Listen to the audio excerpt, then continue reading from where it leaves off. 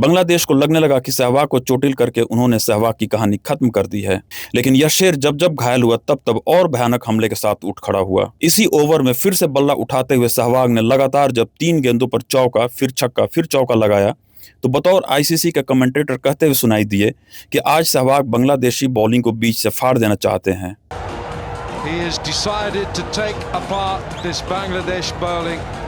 Gladiator film का एक dialogue है कि लोगों को भूल जाने की फितरत होती है, लेकिन कुछ लोग कुछ जख्म तब तक नहीं भूलते जब तक कि वो जख्म देने वाले से हिसाब बराबर न कर लें। यह कहानी एक ऐसे बदले की कहानी है जिसकी आग में एक खिलाड़ी लगातार 4 साल तक जलता रहा। यह एक ऐसे हार की कहानी है जिसके बाद लोग सड़कों पर उतरकर खिलाड़ियों के पुतले फूंक रहे थे तो कई खिलाड़ियों के घरों पर पत्थर फेंक रहे थे। यह एक हार के बाद ऐसी जीत की कहानी है जिसमें सालों का लंबा इंतजार है, एक ऐसे भरोसा जैसे बर्बरीक को था अकेले महाभारत खत्म कर देने का। हाँ, एक ऐसे हीरो की कहानी है जिसने अकेले ही मैदान में तबाही सी मचा दी थी। साल 2003 भारतीय टीम वर्ल्ड कप के फाइनल में उप विजेता बनकर लौटी थी। पूरा देश उम्मीदों से लबरेज था। 4 साल का लंबा इंतजार और फिर आया साल 2007। वेस्ट इंडीज की धरती पर जब ग्रुप स्टेज की घोषणा हुई तो भारत के साथ थे श्रीलंका, बांग्लादेश और एक छोटी सी अफ्रीकी टीम बरमूडा। कागज पर देखने से टीम इंडिया कोई आम टीम नहीं बल्कि एक ऐसा खौफनाक तूफान सी लगती थी जिसके सामने बाकी टीमें तिनके जैसी नजर आ रही थी। सबको लगा इस ग्रुप स्टेज में इस तूफान का रास्ता रोकने की औकात किसी में नहीं है, लेकिन किसे पता था कि एक छोटा सा तिनका इस तूफान का सिर्फ रास्ता ही नहीं रोकेगा बल्कि इसे वापस भी मोड़ देगा। बांग्लादेश ने भारत को हराकर वर्ल्ड कप से बाहर कर दिया था। मार्च 2007 वेस्ट इंडीज का वो मैदान सिर्फ क्रिकेट ग्राउंड ही नहीं था, वो करोड़ों भारतीयों के आत्मसम्मान का मरुस्थल बन चुका था। एक ऐसी टीम जिसे हम बच्चा समझते थे, उस बांग्लादेश ने सचिन, सौरव, द्रविड़ और युवराज से सजी भारतीय टीम को वर्ल्ड कप से लात मारकर बाहर कर दिया था। वो सिर्फ एक हार नहीं थी, वो पूरे देश के सीने पर एक ऐसा जख्म था जिससे खून टपक रहा था। हार के बाद भारत में जो हुआ वो किसी कयामत से कम नहीं था। फैंस सड़कों पर उतर आए। पागलपन इस कदर था कि खिलाड़ियों के पुतले फूंके जा रहे थे, उनके पोस्टरों पर कालिख पोती जा रही थी। रांची में एमएस धोनी के निर्माणाधीन घर को गुस्से से भरी भीड़ ने ढहा दिया था। खिलाड़ियों को देशद्रोही तक कहा जाने लगा था। पुलिस को उनके घरों के बाहर पहरा देना पड़ा ताकि उनके घरों और परिवारों को बचाया जा सके। जब टीम इंडिया भारत वापस लौटी तो चोरों की तरह चुपचाप एयरपोर्ट के पिछले दरवाजे से रात के अंधेरे में निकाला गया। खिलाड़ियों के चेहरे पर वो खौफ, वो बेइज्जती और वो लाचारी साफ देखी जा सकती थी। इधर भारत मातम में डूबा था, उधर सरहद पार तमाशा चल रहा था। बांग्लादेशी मीडिया और वहां के फैंस जीत के नशे में इस कदर अंधे हो गए थे कि उन्होंने खेल भावना की सारी हदें पार कर दी थी। वहां के अखबारों में भारतीय दिग्गजों का मजाक उड़ाते हुए कार्टून छपा। दिखाया गया कि कैसे बांग्लादेश के युवा खिलाड़ियों ने भारत के बूढ़े शेरों की दाढ़ी मूंछ काट दी है। उनके टीवी चैनल्स पर भारतीय टीम की लाचारी का 24 घंटे मजाक उड़ाया जा रहा था। यह एक ऐसा अपमान था जिसे सहना नामुमकिन था। लेकिन इस पूरी बेइज्जती को, देश के उस गुस्से और बांग्लादेशी मीडिया के उस घिनौने अट्टहास को एक शख्स चुपचाप देख रहा था। उसकी आंखों में आंसू नहीं बल्कि लाल अंगारे थे। वो नजारा उसके जेहन में छप चुका था। उसने अपने बल्ले को गवाह मानकर कसम खाई थी, हिसाब तो पूरा चुकता होगा और ब्याज समेत होगा। उस शख्स का नाम था नजफगढ़ का नवाब वीरेंद्र सहवाग। एक इंटरव्यू में सहवाग ने बताते हुए कहा था कि उस अपमानजनक हार के 2 दिन बाद तक भारत वापस आने के लिए कोई फ्लाइट की टिकट नहीं थी और ये 2 दिन उन्होंने सेल्फ प्रिजन यानी खुद को होटल के कमरे में बंद कर काटे थे। साल 1996 में एक फिल्म आई थी घातक, जिसमें अमरीश पुरी एक डायलॉग बोलते हैं कि गुस्से को पालना सीखो बेटा। यहाँ तो सहवाग इस गुस्से और अपमान की आग को लगातार 4 साल तक पालते रहे थे। 4 साल तक उस खामोश ज्वालामुखी ने खुद को रोक रखा था। लेकिन वर्ल्ड कप के पहले मैच से ठीक एक दिन पहले ढाका की उस प्रेस कॉन्फ्रेंस में सहवाग के सब्र का बांध तब टूट गया जब बांग्लादेशी मीडिया ने उन्हें उकसाने की कोशिश की तो सहवाग ने दहाड़ते हुए कहा, यह कोई आम मैच नहीं है, यह 2007 का बदला है, यानी यह एक रिवेंज मैच है।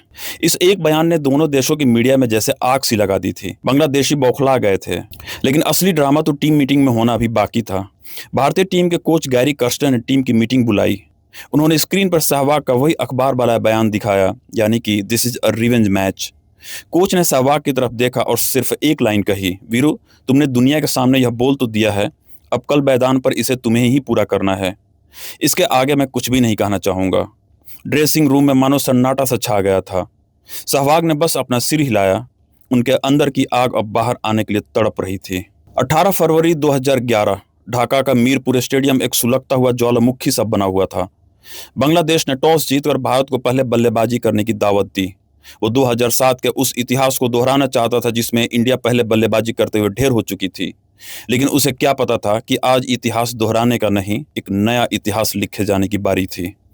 पारी की पहली गेंद पर चौका लगाकर सहवाग ने अपने मंसूबे बता दिए थे और पहले ओवर की अंतिम गेंद पर भी चौका लगाकर इंडिया का स्कोर 12 रन तक पहुंचा चुके थे। दूसरे ओवर के लिए उस समय के स्टार बॉलर रुबेल हुसैन को बांग्लादेश ने लगाया, लेकिन इस बार मास्टर ब्लास्टर सचिन के बल्ले ने भी आग उगलना शुरू कर दिया था और दोनों ने 2 चौके लगाकर 11 रन कूट दिए। दूसरे ओवर के खत्म होने तक कुल स्कोर 23 रन पहुंच गया था। तीसरे ओवर का भी यही हाल था, इसमें भी 2 चौके लगातार लगाकर टोटल स्कोर 32 पहुंचा दिया था। इसके बाद थोड़ी खामोशी सी छाई और धीरे धीरे बढ़ता हुआ पारी का स्कोर 10वें ओवर में बिना किसी विकेट को खोए 60 रन तक पहुंच गया।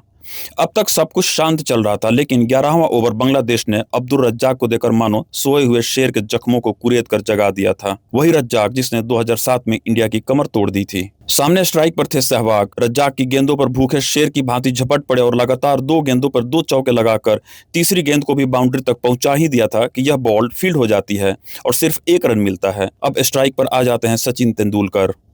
सहवाग नॉन स्ट्राइक पर ऐसे बेचैनी में चक्कर काट रहे थे जैसे रज्जाक की सारी गेंदों पर वही अपना भड़ास निकालना चाहते हो कि तभी एक अनहोनी सी घटती है। सचिन 1 रन लेने के लिए दौड़ते हैं, लेकिन सहवाग गेंद को देख रहे होते हैं और जब तक सचिन को देखते हैं तब तक बहुत देर हो चुकी थी। सचिन सहवाग के क्रीज के पास पहुंच चुके थे।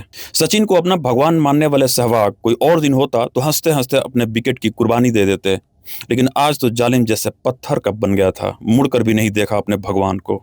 लोग हैरान थे कि सहवाग इतने स्वार्थी कैसे हो गए, लेकिन वो स्वार्थ नहीं था। महाभारत में जैसे बर्बरीक के पास अकेले पूरी सेना को तबाह करने के लिए 3 बाणों की दिव्य शक्ति थी, वैसे ही उस दिन सहवाग के अंदर साक्षात बर्बरीक की आत्मा आ चुकी थी। सहवाग जानते थे कि अगर आज वो आउट हो गए तो 2007 का वो कर्ज कभी नहीं उतरेगा। उन्होंने तय कर लिया था कि आज वो अकेले खड़े रहकर पूरे बांग्लादेश को तबाह कर देंगे। 34वें ओवर में इंडिया का स्कोर 224 रन पहुंच चुका था कि तभी अंपायर ने नए गेंद बदलने का डिसीजन लेते हैं। यहाँ बांग्लादेश को फिर से एक उम्मीद सी जगती है, लेकिन जब जब बांग्लादेश ने फन उठाने की कोशिश की तब तब सहवाग ने उसे कुचलने में कोई कसर नहीं छोड़ी और यही हुआ 35वें ओवर में भी। चौके से शुरुआत और छक्के से अंत करके इस ओवर में भी 18 रन कूट दिए और स्कोर चला गया 242 रन।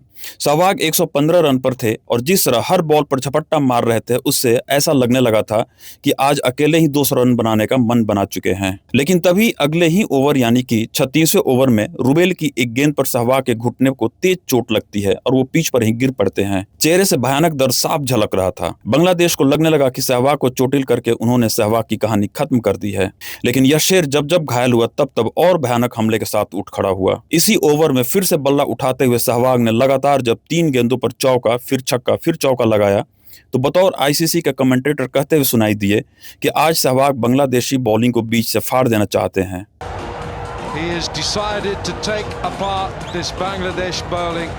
इंजर्ड होने के बाद सहवाग अनस्टॉपेबल मूवी के ट्रेन की तरह हो गए थे, जिसकी गति बढ़ती ही जा रही थी और रुकने का नाम नहीं ले रहे थे।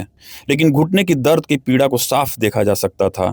सहवाग सही से स्टांस नहीं ले पा रहे थे और वे 48वें ओवर में साकिब अल हसन की एक साधारण सी गेंद पर आउट हो गए। सहवाग ने अकेले ही 175 रनों का विशाल स्कोर महज 140 गेंदों में बना दिया था। सहवाग जब आउट हुए तो कोई बांग्लादेशी खिलाड़ी खुशी नहीं मना पा रहा था, क्योंकि तब तक इंडिया का कुल स्कोर इतना बन चुका था कि बांग्लादेश को अपनी हार अभी से नजर आने लगी थी।